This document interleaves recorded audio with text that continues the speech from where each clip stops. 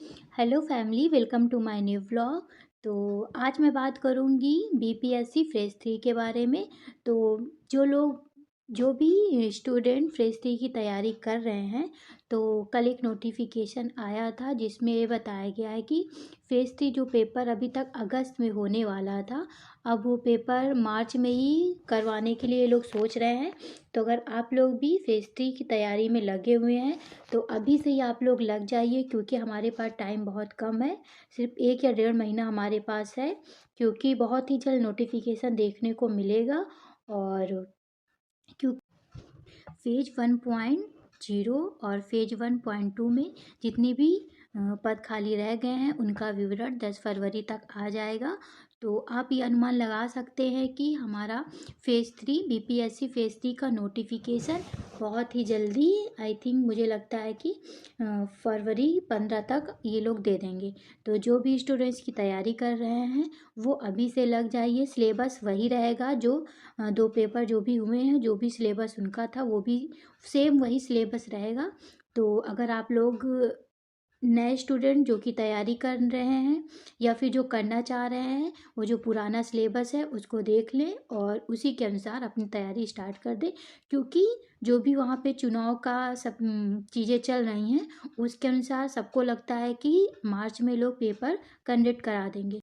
हमें क्या करना है, जो हमारे प्रीवियस ईयर के पेपर जो पहले पूछे गए हैं, पेपर 1 और पेपर 2 दोनों को डेली एक प्रीवियस ईयर पेपर ज़रूर लगाइए आप लोग। क्योंकि उससे हमें ये पता चलेगा कि कैसे क्वेश्चन पूछे गए हैं, किस टॉपिक से ज़्यादा क्वेश्चन पूछे गए हैं, किस टॉपिक से कम पूछे गए हैं। तो सबसे पहले हमें डेली एक प्रीवियस ईयर पेपर सॉल्व करना है। और मैं बस इतना ही कहना चाहूँगी कि आप लोग तैयार हो जाइए। तो सबसे पहले आप लोग किसी भी प्रकाशन का एक प्रीवियस ईयर पेपर ले लीजिए और डेली उसको सॉल्व करिए। और इससे ये पता चलेगा कि कौन से टॉपिक से क्वेश्चन ज़्यादा पूछे गए हैं, कौन से टॉपिक से कम क्वेश्चन पूछे गए हैं। तो मेरा तो ये मानना है कि अब देर नहीं करनी चाहिए, क्योंकि ये लोग जो है मार्च में ही पेपर करवा लेंगे। और जो भी नए स्टूडेंट हैं और उनकी पढ़ाई भी स्टार्ट नहीं हुई है, मैं उनसे ही कहना चाहती हूँ आप लोग स्टार्ट कर दीजिए। क्योंकि सिलेबस हमारा सेम है, जो फर्स्ट पेपर और सेकंड फेज 3 और सॉरी फेज 1 और फेज 2 में जो भी सिलेबस था वही सारा सिलेबस है। तो आप लोग पहले उस सिलेबस को देख लीजिए और अच्छे से तैयारी अपनी स्टार्ट कर दीजिए, क्योंकि हमारे पास टाइम बहुत कम है। तो फैमिली, अगर इसी ईयर आप लोग को जॉब लेनी है तो मेहनत तो करनी होगी। तो उसके लिए कमर कस लेते हैं और 1 महीने का टाइम है अभी। 1 महीना बहुत होता है, अगर आप एक दिन में 5-6 घंटे भी पढ़ लेते हैं तो बहुत होता है।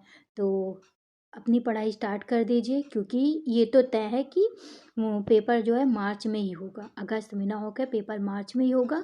और जो भी चीज़ें चल रही हैं वो 10 फरवरी तक सारा चीज़ें आ जाएंगी। तो नोटिफिकेशन बहुत ही जल्दी देखने को मिल जाएगा।